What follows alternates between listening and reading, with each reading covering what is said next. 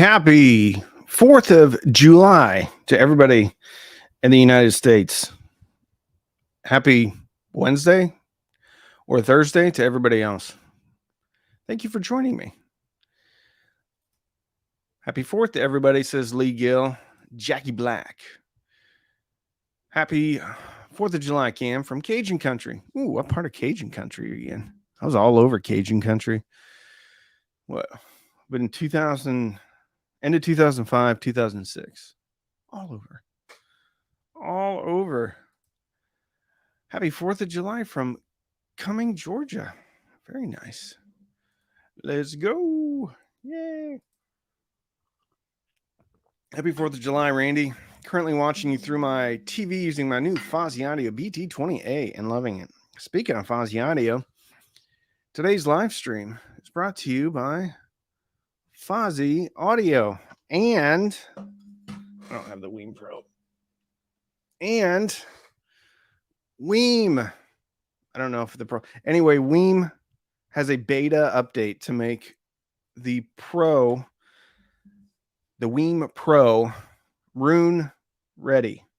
So I've got the beta. I'm running it. It works awesome. So yeah, Fozzy Audio and Weem. They're not together. They're not sponsoring together. They're sponsoring separately. But I wanted to mention them. And if you're not subscribed, please subscribe because I'm going to be doing an Amazon Prime Day live stream both days, 11th and the 12th. And chances are, not only is Fozzy going to have some killer deals, but Weem is probably also going to be having some killer deals. So please subscribe if you're not already subscribed. There's Randy Bahina, my boy. Randy comments on every video. He's almost always the first person to comment on every video on my Hi-Fi channel and on my Watch channel. So Randy, I really appreciate you. It's so awesome. I always see you, man. You're always in there. You're always supportive. You're always like one of the first commenters. You're awesome. All right. Hey, Kevin Gardner, another one of my early supporters. Happy 4th to you. Lisa B. My first time here. Happy 4th. Thank you, Lisa B, for being here. David Rosenhart. Hey, Music City. What is that, Nashville? Nashville, Music City? I think it is. Somerville, South Carolina. It's hot as heck. Yes, that it is. Happy Independence Day, Jonathan. Hey, Steve Zeidman. Drive carefully. Is the Gishelli J2 a good DAC for your TV? Yeah, of course. J2 is great DAC regardless. So yeah. Yeah, I mean, it's only as good as like what you have connected to it. But yeah, as far as DACs go, it's probably the best DAC you can get. I don't know, under $500, maybe $700. I think it plays with DACs, all the way up to $1,000. Oh my goodness. All right. Cameron, $5. Thank you so much. Look at you hanging out on your couch. Hey, are you aware of any streamers that don't require Wi-Fi? Yeah, there's a bunch. Like, I wish I had one. The Weem Pro Plus has an Ethernet cable on the back. The Node has an Ethernet. Just take a look at the Cambridge Audio MNX, their streamer has a hardwire on the back. There's a bunch of streamers out there that you can hardwire. Now, they do have Wi-Fi as well, but you can hardwire them. So, yeah. Are you asking if there's any streamers that don't require the internet or don't require Wi-Fi? But yeah, but $5. Thank you, Cameron. If you got another question, pop it in and I'll get to you. Ben Gleason, $47. Ben, what are you doing, brother? Have you had too much brown liquor already on the 4th of July that you're shelling out $47? Shelling out, that's what I do. Shelling out $47? You could have spent that on fireworks, man. You could have spent that on brown liquor. But thank you, Ben. Ben is another longtime supporter of the channel, integral to helping out with the Discord server, which, by the way, if you want to check out patreon.com/cheapaudioman. Ben is one of the Discord overlords. He makes sure that everything is running smoothly on Discord. It's a great community. Yes, Nashville. Frederick, Maryland. Joseph Kelly. What's happening, Joseph? Randy's thanks, my friend. I did not think you are pretty awesome. I would not watch and comment. Love both channels. Thank you, Randy. Thank you for the great community. Happy 4th of July. Ben, you're the best. Checking in from the Pacific Northwest. Preamp option for the Fozzy V3. Or do I even need with a Weem Pro? You do not need it with the Weem Pro. However, you're going to be using the Weem Pro's internal DAC, which some would say is not great. And at $150 for a fully functioning streamer, they're going to have to cut corners somewhere, and they can't spend a whole bunch of money on the DAC. So, yes, you can do exactly what you're saying. If you are looking at, because the V3 is a really good amp. If you're looking at something to control the volume, you can look at the Schit Saga. There's a whole bunch of analog inputs. But if you have a Weem, I would suggest looking into a better DAC. And then you go Weem to that DAC to the Fozzy V3.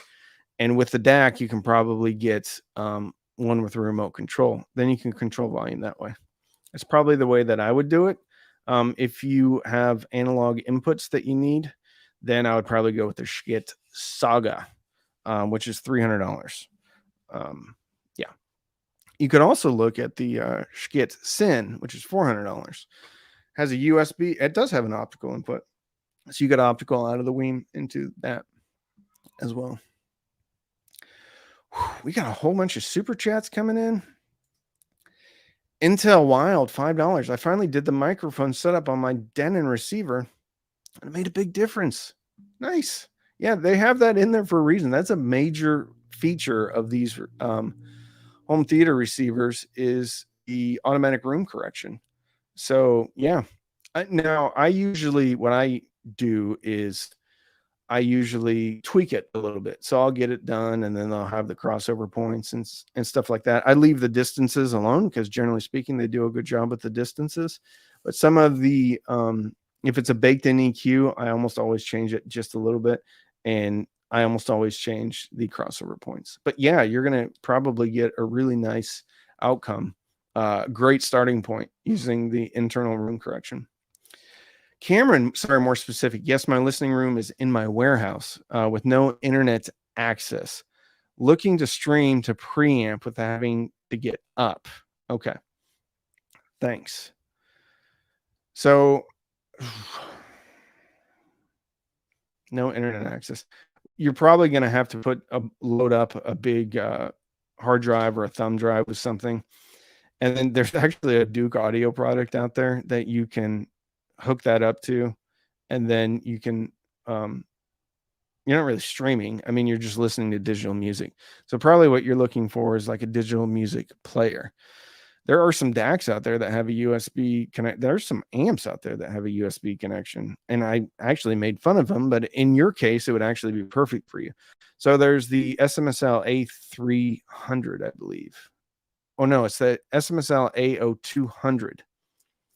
And that has a USB connection on the back. So you could load up a thumb drive with your music, stick it in there, and then Bob's your uncle. You'll be playing right to it.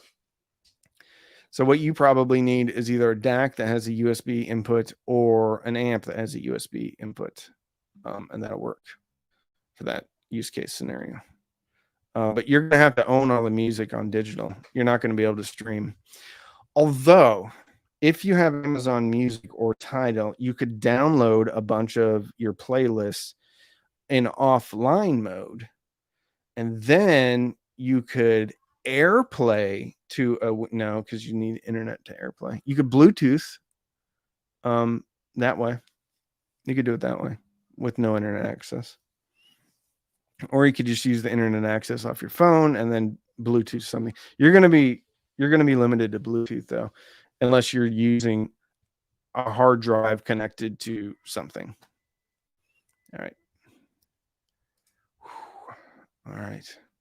Wow. Thank you. You all are so generous today. Thank you so much. You can spend that on an ER visit after the firecracker incident in which brown liquor may have been involved. Yes. Yes. Sorry, the dog's barking. Family is leaving. Happy 4th, y'all. Coming out of the hot Phoenix desert. Ooh, hydrate. Be careful. The V3 is an integrated. It has integrated volume control. Yes, and it has one analog input.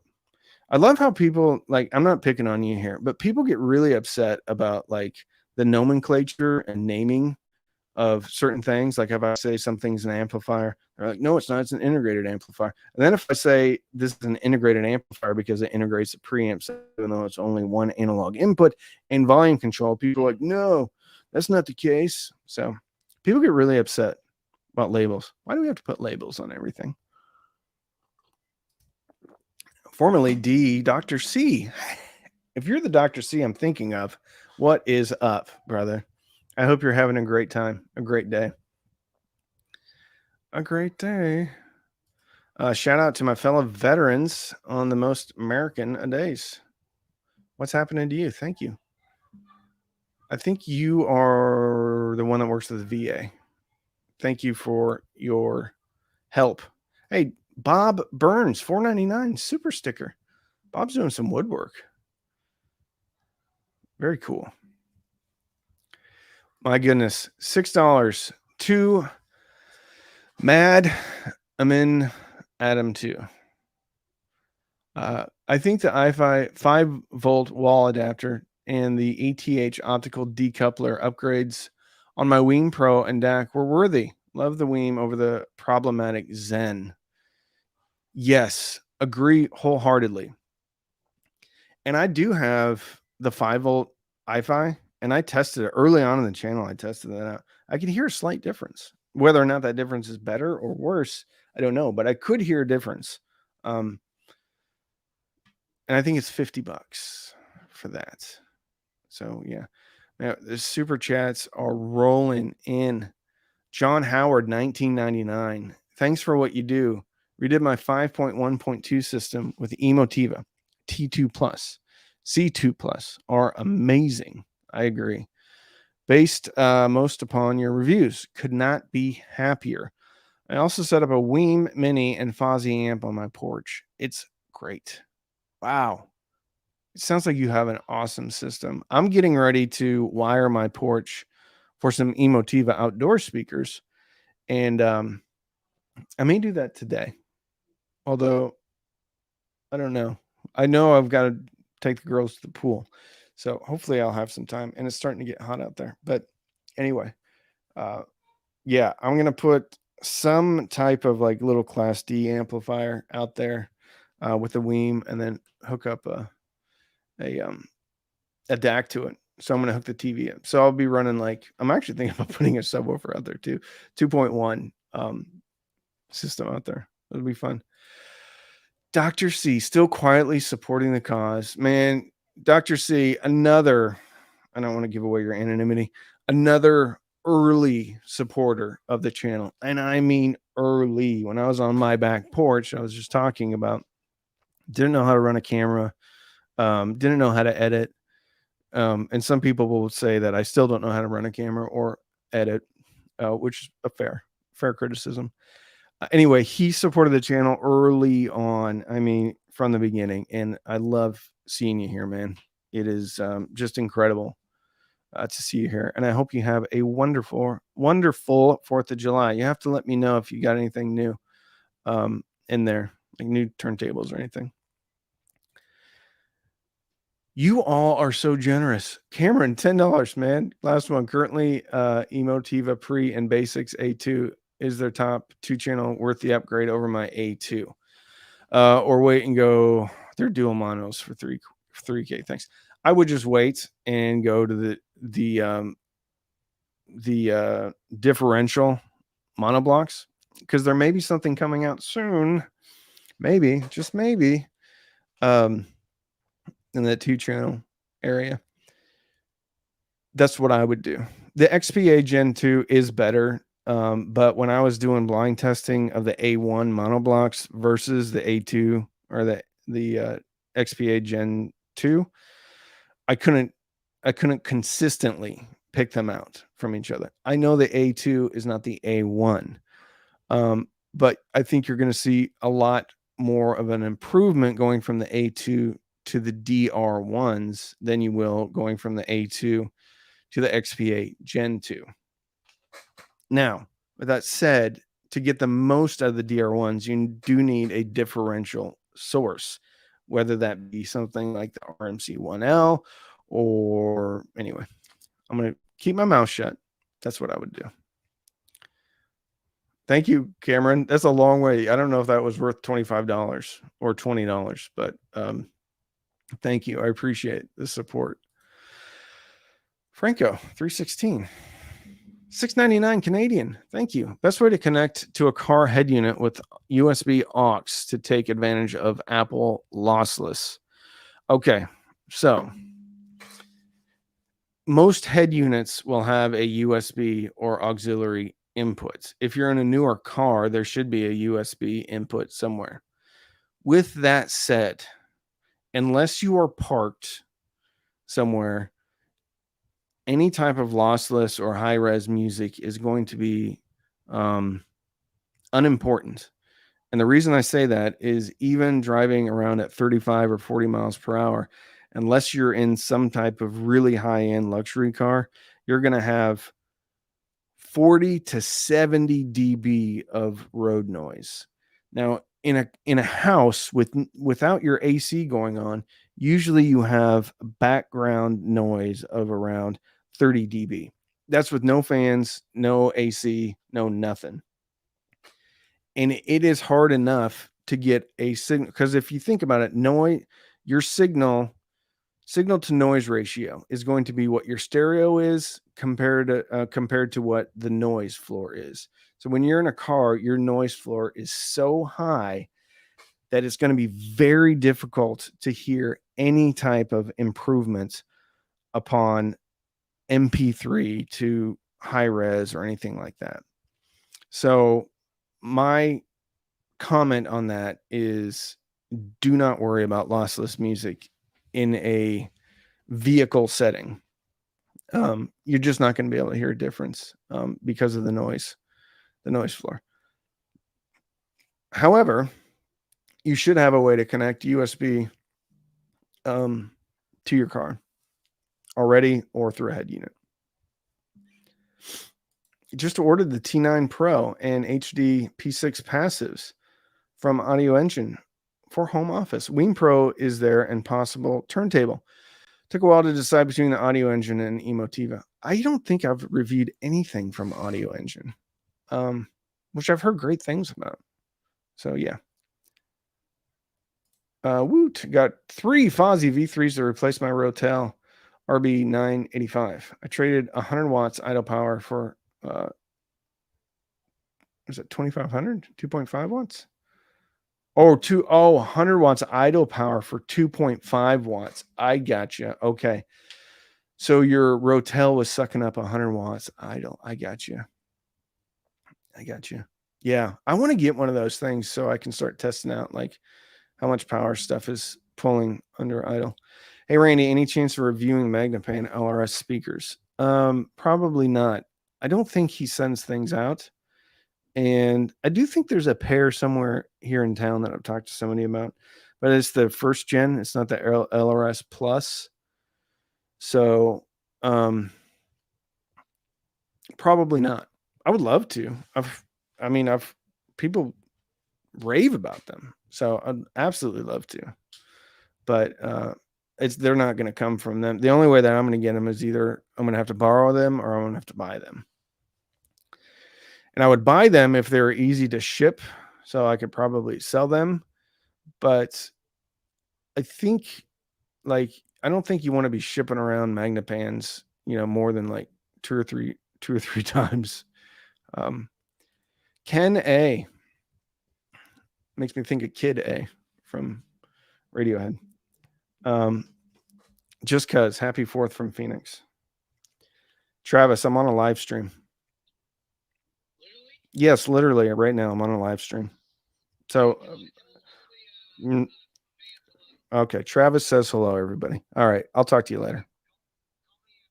Okay. Bye. Sorry about that. My buddy Travis. Answer your question, I actually did add a couple of turntables to my collection, a couple of vintage Denons fully restored to new, specifically a DL59L semi-auto and a DP45F fully auto. Ed G, I think you know Ed. We got him his first turntable. So my buddy inherited a bunch of stuff and he's not really into hi-fi. Anyway, we were talking at Expona. Turns out that my buddy had not the exact turntable, but the same vintage of turntable. I can't remember. You'd know it. Anyway, I was able to work a deal where I got Ed his first turntable. Ed, if he's on here, which he's not, he's probably doing family stuff. He actually in his profile pic is a picture of that turntable. So yeah. I need to get a drink of coffee here. Have you ever heard of a pair of JBL HLS 820s or HLS 810s? I haven't. I've got a pair of each, and I personally think they sound incredible. I haven't heard those, but I bet you are right. Feliciano, $4.99. Thank you, sir. How's the RSL 12s treating you? 12S treating you now that you've had it for more time? Are you going to end up keeping it? Yes, I absolutely love it. I never thought I would love a big sub, and it's fairly like straightforward as far as the controls. I mean, it's kind of old school where you just have level. Now it does have some DSP, so it has a boundary DSP, music DSP, movie DSP, and then a reference DSP. But I have it hooked up to the Schkit Sin, and it is the most fun I've had. Now it's huge, but I was still able to get it just to the left of my console. I love it. It's the most fun that I've had with stuff for a long time. I mean, it's really incredible. I can't say enough about it. It's very straightforward, so it doesn't have the app that something like a SVS would have, but it works perfectly for me. Really enjoying it. I can't say enough about RSO. I think it's incredible. And thank you so much, Feliciano. Another early supporter of the channel, Feliciano. SVS or Emotiva bookshelves? That's a great question. They both make really, really good stuff. Although I don't think you can beat the B1 Plus right now on sale around $270 from Emotiva. It's hard to beat it at that price. The Prime bookshelves are great, and I have a pair right back there. So there's a few speakers that I've either purchased after a review or purchased to do a review. SVS Prime is one of the speakers that I purchased after I did a review. I was impressed with it so much. They have a different sound signature, though. The SVS have an aluminum dome tweeter versus the AMT tweeter. And I have the 6.5-inch version. I think the SVS is actually going to have a cleaner mid-range compared to the B2 Plus. Compared to the B1 Plus, though, I think the Emotivas have a cleaner mid-range and they have more air. However, with percussion, with cymbals, with bells, anything like that, the SVS is actually going to have a really realistic sound. So the Emotiva is not going to have as realistic of a top-end sound compared to the SVS when it comes to percussion. However, the Emotiva is still extremely enjoyable and clean. I mean, the clarity that you're going to get through the Emotivas is otherworldly, really.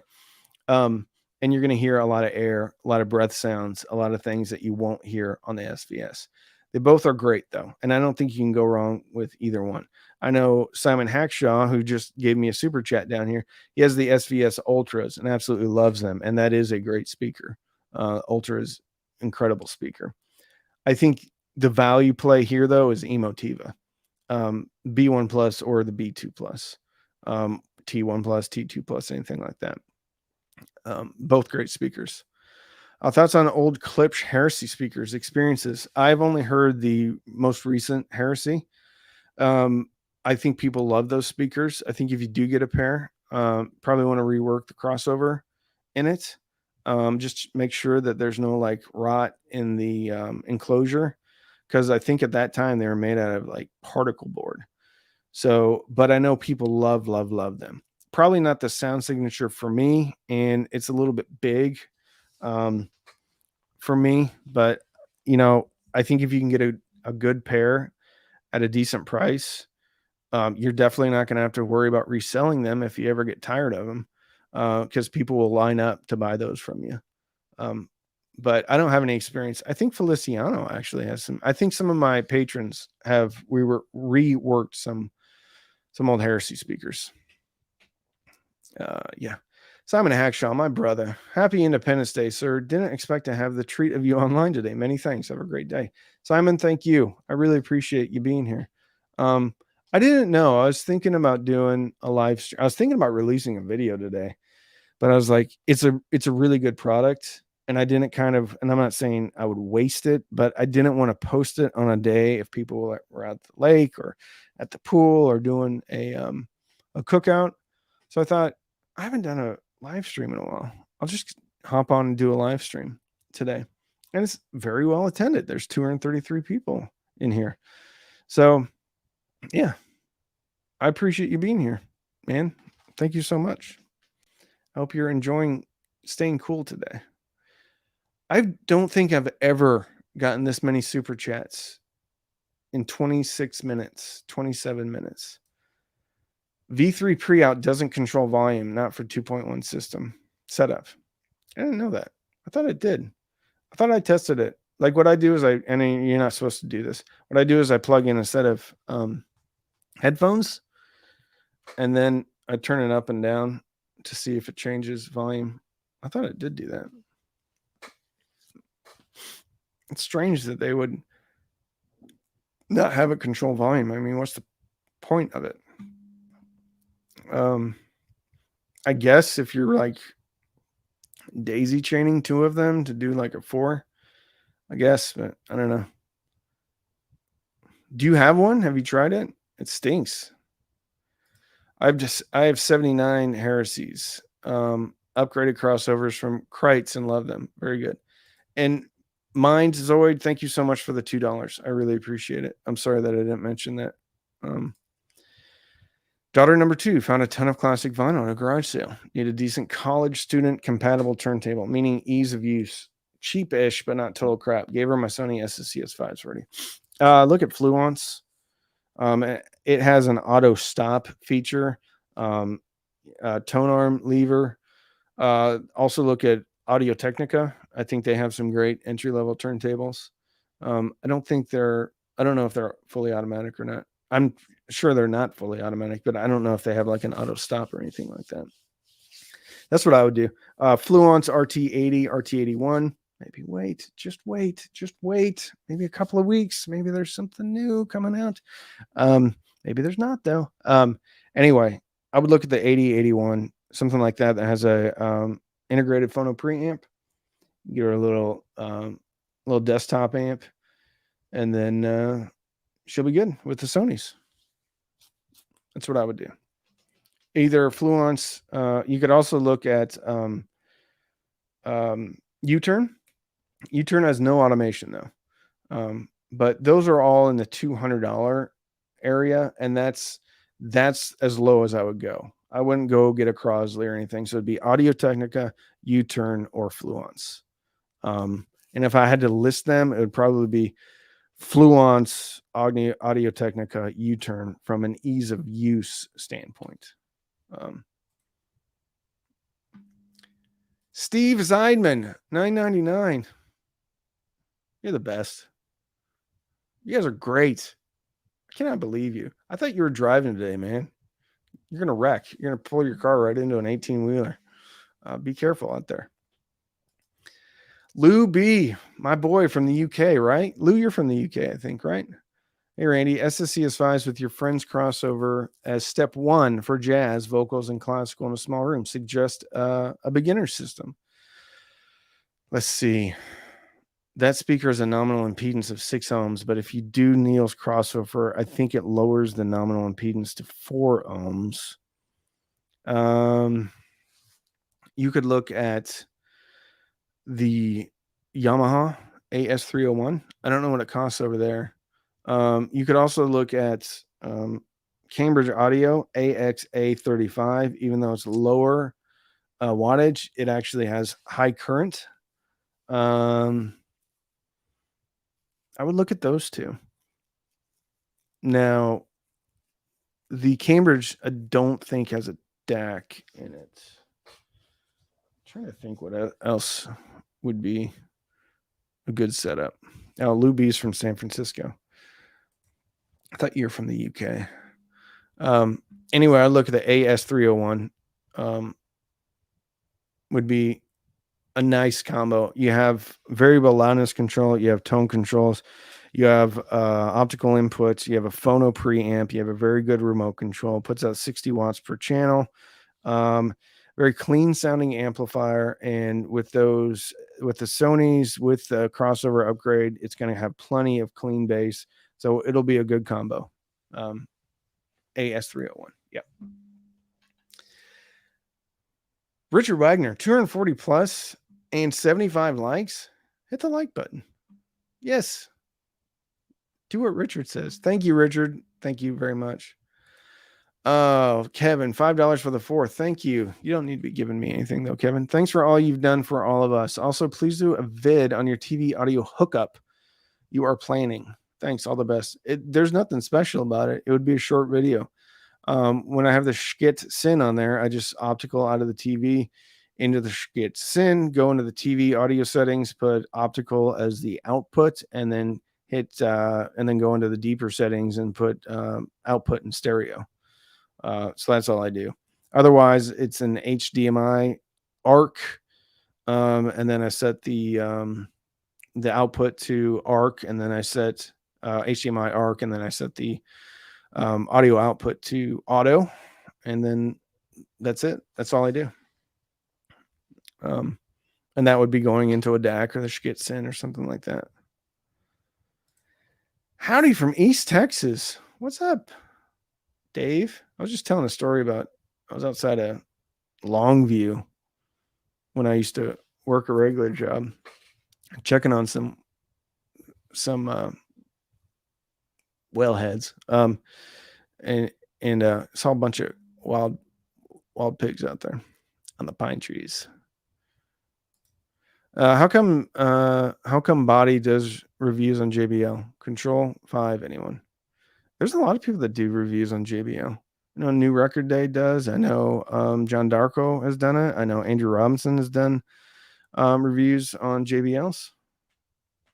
Zeos has done JBLs, the Stage series. I've done the Stage A130 series. I've done the Studio 530s. I know Ron's done the Studio 530s. I think Z has done the Studio Towers. So a lot of reviews out there on JBLs. Faux show. Or even JBL Control 1 Pro. That I don't know. I'm not familiar with that one.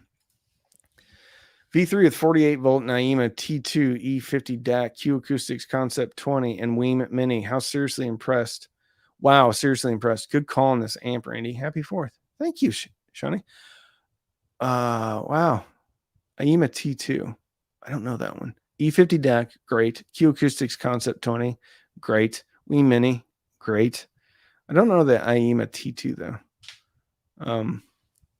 That sounds like a crazy system. It sounds like you got really good speakers on that system too. And the E50 is a good DAC too. Very cool. I love to hear stories about this when there's like legitimately higher end speakers on something like the V3. I love to hear that. Because a lot of times, I'm talking about a $150 or $200 speaker on a V3. But when I hear about people like running like legit higher end speakers, it warms my heart for some reason. Jeff Cotto, $5. Because of room dimensions, need to adjust the left-right speakers. What is the best equalizer? Oh, as far as like level for the left and right, usually you're going to need something that is integrated into your amplifier. However, there is a Duke Audio. I don't think I have it over here anymore.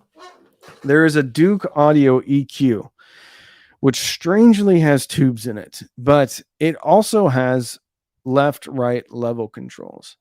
So if you do not have level controls in an integrated amplifier and a receiver, then you can get this. I think it's $130, and it has level control. So that would probably be the cheapest way, and it's in an EQ. So the Duke Audio EQ. It would be such a great product if they just pulled out the tubes and there's a headphone amp in there too. Pull that out.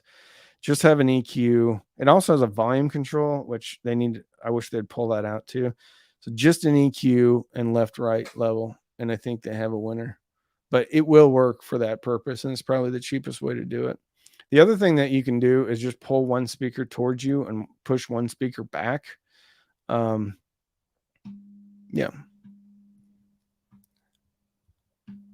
Why some DAC losers? What? Why some DAC losses? Lots of bass. I'm not sure. I don't understand that. V&M Motors. Cheap DACs have a bad analog section. Tell that to the SU1, SMSL SU1, $80. I think it's got a better analog output section than like the SMSL 4493S DACs that SMSL makes. So going to disagree with you on the SU1.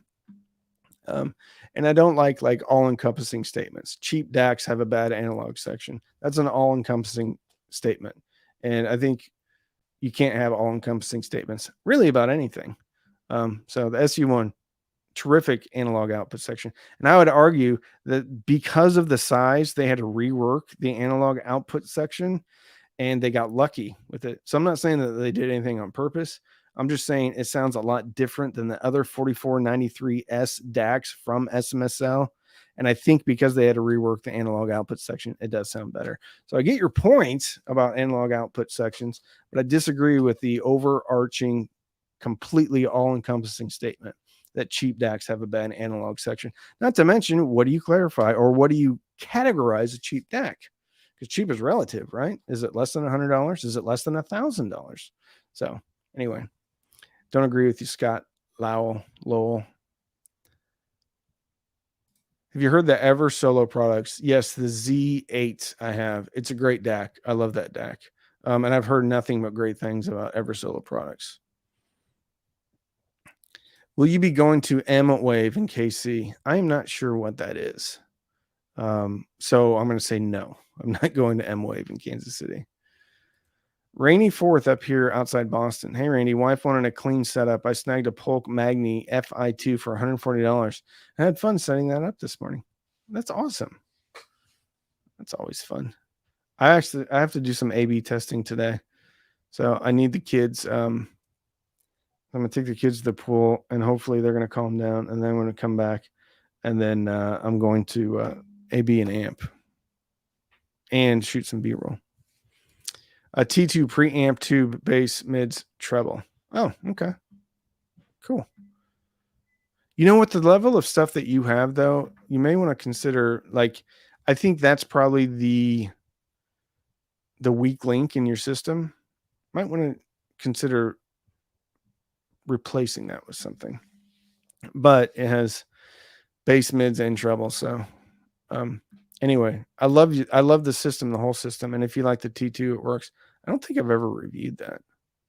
So Duke Audio T8 is the EQ he's talking about. These guys need to get new model numbers because IEMA has a bunch of stuff called T this, T8, T7, T9, T9 plus.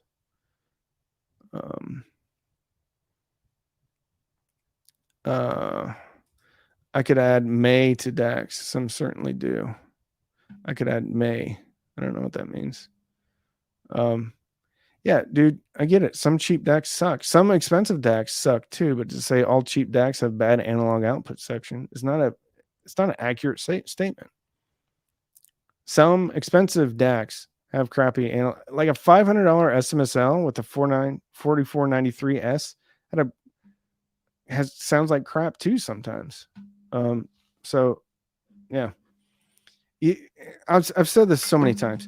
One cannot equate value or performance with price. People always say you get what you pay for. And in some instances, that's true, but in some instances, it's not. Sometimes you get less than you pay for, oftentimes, especially in audio. But we cannot make the assumption just because we spend twice as much on a DAC or a component that's going to be twice as good or even better. I think if you look at DAC technology over the last 5 years, there are DACs that come in at $100 now that were better than DACs 3 years ago that cost twice, 5 times as much. But that's one thing. It's like, I know there's a saying, you get what you pay for, but not always. Sometimes you get more than you pay for, and sometimes you get much less than you pay for. So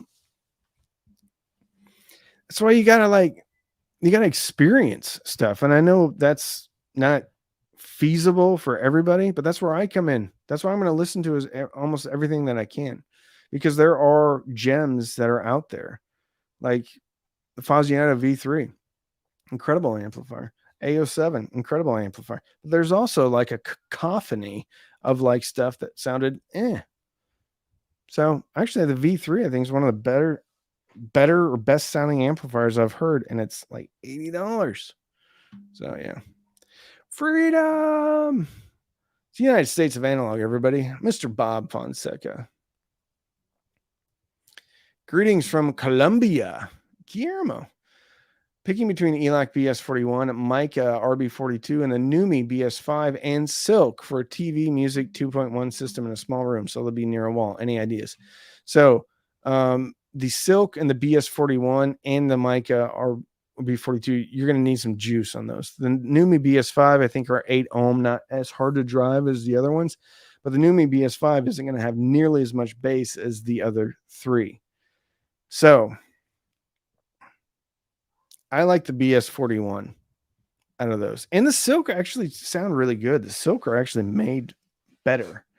I would go the Silk or the BS41, but you're going to have to consider you're going to need some juice for all of those speakers. So yeah. The drink. At Cheap Audio Man, at Mindzoid. Confirmed. Fozzy V3 is a pure pass-through. Volume does not touch it. Happy 4th. Pax Max, thank you so much. That stinks. I wish it was variable. I don't understand why they would have just a pass-through. I guess unless I don't know. Is a pass-through affected by the analog inputs? So if you're using the V3 as just a power amp and then you're running volume, therefore you're like varying the voltage input to the V3.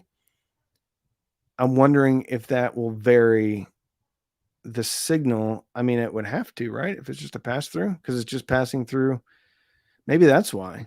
Maybe if you're using the V3 as a power amp and you're not touching the volume, then you're going to be able to vary the output signal to a subwoofer or to another amplifier by the input signal going into the V3. I'll have to test that, because that does make sense, because then you're just basically using the V3 as a power amp. Ramon Delgado, $5. Thank you. Happy 4th. Just got my V3 plus Orange Knob and SMSL SU1. Swapping out Modi through TA100 pre-outs. Tinkering is so much fun. Love the live streams. Tinkering is a lot of fun, Ramon. Thank you so much for the $5 super chat. I really appreciate you. Semantics aside, some DACs have an inferior analog section and do sub bass well. And don't do sub. Yeah, of course. Yes, I'm not arguing with you. It's some DACs aren't great. Some amps aren't great. Some speakers aren't great. Some streamers aren't great. Yes, absolutely. I don't know what your expectation is. That an $80 piece of equipment or a $60 piece of equipment should have the best analog output. I mean, just think about like cost-wise. If an expensive, let's use your line of thinking. So on a $500 DAC, okay, let's say it has premium parts, great analog output section, okay? So yes, $100 DAC is probably going to have an inferior sound signature to the $500 DAC. I get it. But what does inferior mean? Okay. And what doesn't do sub? Like, what do you expect? Do you expect an $80 piece of equipment to match a $500 piece of equipment? Like, some stuff gets close, but yes, there's just limitations with like costs and everything like that. But not all more expensive DACs sound better. Maybe most of the time they sound better, but there are exceptions on the low end and on the medium end and on the high end. I'm just saying that we need to think for ourselves and not just make all-encompassing statements that all cheap DACs have crappy analog output sections. We just can't say that. That's contempt prior to investigation. And that's the folly of a foolish man. You just have to try this out. But again, that's where I come in. Either you trust me or you don't trust me. Either everything that I say is full of crap, or maybe it's not full of crap. And that's why I'm going to test. That's why this is what I do for a job. I listen to things and say, hey, this product is good. This product is better than its price point. You should start your own channel. Start your own channel and then like do the community a service. You do you, man. But I'm not going to let you say that like all stuff is bad or this is bad or this is good. You know, like all encompassing statements don't hold any water with me. Jeff, $10. Love the channel. Just made the biggest improvement to my system. Told the wife to leave the room. Sounds so much better now.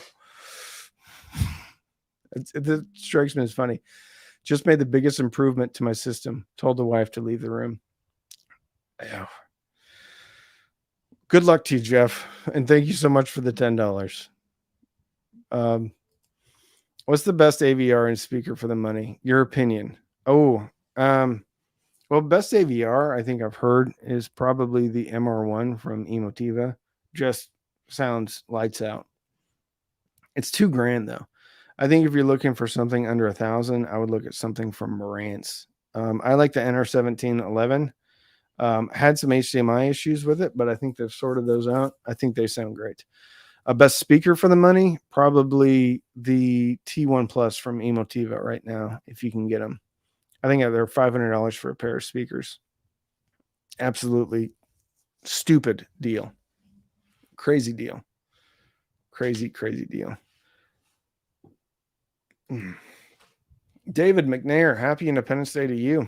MM1 SS McNair, thank you for your submarine service. What boat were you on? Or boats? MM1. Were you conventional or nuclear? Because I was an MM2 and then I got commissioned. David McNair. All right. Please pop it in if you were pop in what boat you were on or boats you were on, where you're stationed, and then if you're conventional or nuke. It's awesome. I love it. The reason why I get so excited when I see submarine people is because it's a very small fraternity. And I guess it's both a fraternity and a sorority now. But when I was in, it was just men. So it was small fraternity of people. Not very many people have served on submarines. So yeah. I love rotating through my Diamond 11.2, 12.0, D320. Ooh, you are a Wharfdale fan.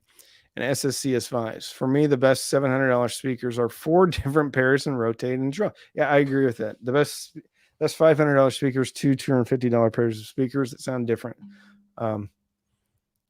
Well, Jiffy Peanut Butter is better than Skippy for the record. Yeah. All right, we got Scott Lowell saying stuff again. John, no, he doesn't. Let's see. You know, I'm not gonna participate in any of this anymore. So not gonna do it. 20,000 COP. That sounds like a lot, and I'm going to assume that it is. For your time and the respect you have for all of us, well, and the fireworks. Thank you, Guillermo. That's awesome. Thank you so much. Happy Independence Day from one submariner to another. Bob, we got some sub guys in here. All right, here we go. U.S. Pennsylvania, Albany, and Boise, 95 to 215. All right. I was in from 98. Albany,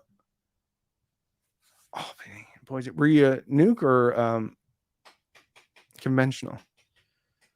If you're in from 95 to 2015, Albany and Boise. And where were you? Well, all right. So you would not have probably been out of Kings Bay or Bangor. 20,000 equals 479. Thank you, Barker, for doing that conversion.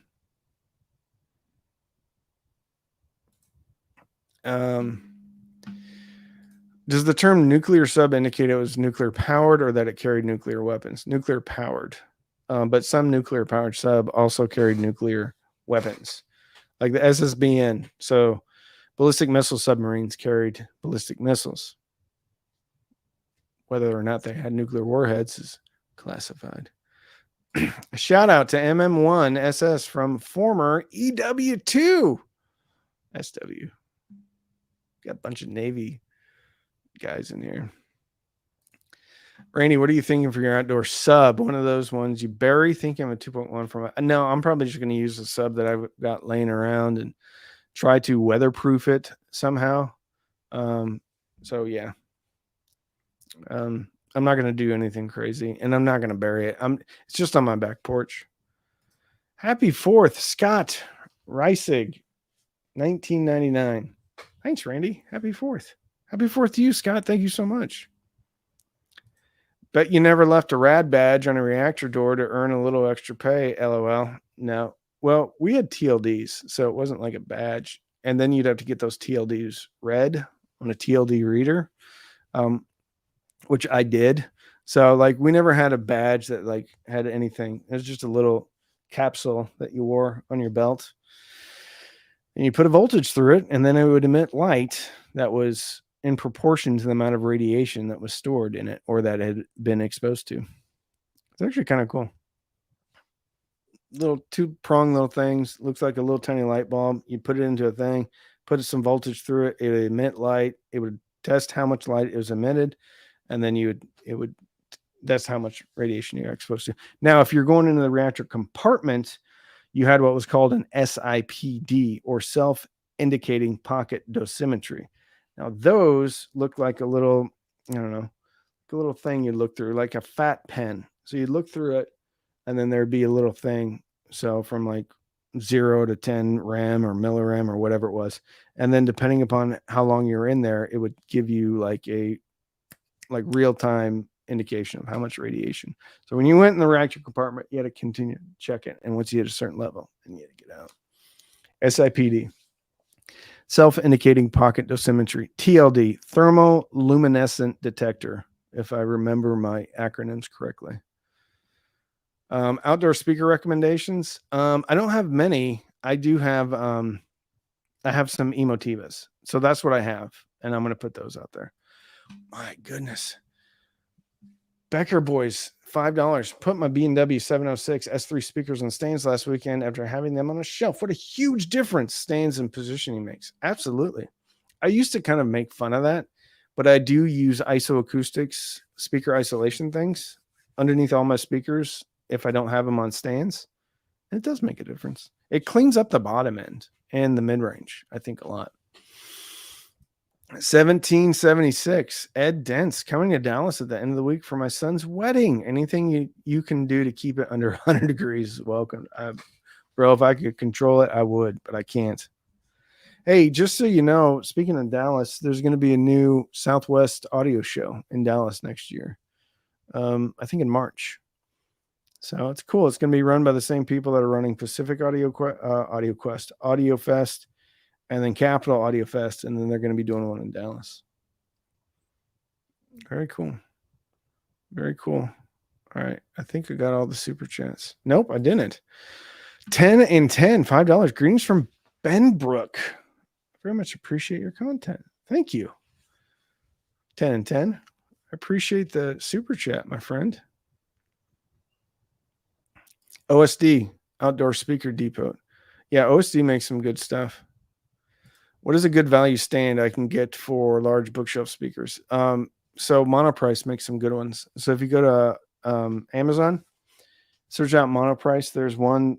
They have a few, but the ones I would get have like a 4-column, and then they come in different sizes. So it's not adjustable, but depending upon how tall your bookshelf speakers are, it depends upon how tall of a stand you want to get. But they make really good ones. I think they're only about 60 or 65 bucks a piece. So for 100 or 130 bucks, you can get a pair of really solid stands. And if you want to make them even more solid, you can fill them up with kitty litter or steel shot or chocolate pudding, whatever you want. Dallas is fine. October to March, April to September, too hot. I agree with you 100%. Cameron, come on, man, quit giving me money. Although I'll take it, but you don't have to keep giving me money. Currently, I'm running, dude. If you would have been a patron, this would have bought like 4 months for you. Currently running digital coax into Emotiva preamp using its DAC. Am I missing out by not using separate DAC? Any advantage to upgrading the preamp too? Probably not on the preamp. They use the analog devices. I can't remember the exact model number, which is a good DAC. So it's a very good DAC. I think if you add something like the Gishelli Labs J2 AKM version, you're going to get a little bit better sound. But it's going to be marginal, as what's in the Emotiva is already a decent DAC to begin with. You may get a little bit more dynamics out of the basics, or not the basics, the Gishelli Labs J2. But I wouldn't worry about it. It's a good DAC, very serviceable, very good DAC. But yeah, you can always change it if you want. But what's in there is already pretty good. Speaker stands in Europe, I go for Norstone. Very good. Thank you for the recommendation. Hey, from Tampa, come to Florida International Audio Expo. Solid show. I'm actually probably going to come to that. I think that's in February. I would love to. Best 3-channel amp for the money. It's interesting because OSD actually makes a 3-channel amp, and I think it's pretty beefy. I've never heard it personally. The only other place that makes a 3-channel amp that I know of is Emotiva. I haven't heard that one either. So yeah, what I'm doing is I'm actually using 2 amps for a 3-channel amp. So I have a V3 and then a G horn. So that's the cool thing about the V3 from Fozzy Audio. You can buy 2 of them for 160 bucks and you have 4 channels. You don't need to use all 4. But if you're running something for home theater, then that's what I'm currently doing. I'm going to end up using 3 V3s on the Schkit Sin for the amplifiers. And so that's 240 bucks for 6 channels. So anyway. But yes, I'd look at OSD or I'd look at Emotiva if you want a traditional AB style amplifier. Jeff, and then I think we're going to call it a day. When someone complains about cheap audio, that's like going to a car show and saying that car sucks. It's called passion. So crack a beer and enjoy the force safely, brought to you by our military. Yeah, I guess I helped bring that.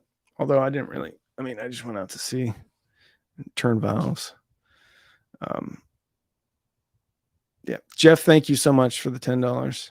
I hope everybody has a very safe 4th of July. Thank you all for attending this live stream. Much better attended than I thought it would be. And you guys and gals and people and trees and pudding, bowls of pudding, you were so generous today. Thank you so much. That really helps out the channel. Today's video live stream sponsored by Fozzy Audio and Weem, both great products. Look at the V3 from Fozzy Audio or the BT20A Pro from Fozzy Audio. Also, check out the Weem Pro right now, which has Rune ready capabilities now. So awesome. So I love you all. Thank you so much. And y'all have a safe 4th. Goodbye. Goodbye.